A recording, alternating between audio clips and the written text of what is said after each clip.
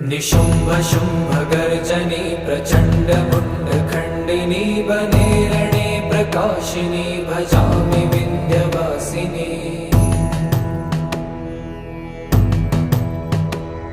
त्रिशूलमुण्डधारिणी धराविघातहारिणी गृहे गृहे निवासिनी भजामि विन्ध्यवासिनी।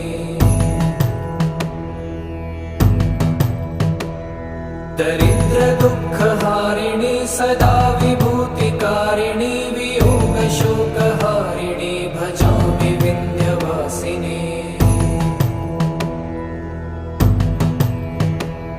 लसत्सुलोललोचनं लतासनं वरप्रदं कपालशूलधारिणी भजामि विन्ध्यवासिनी। कराब्जदानदाध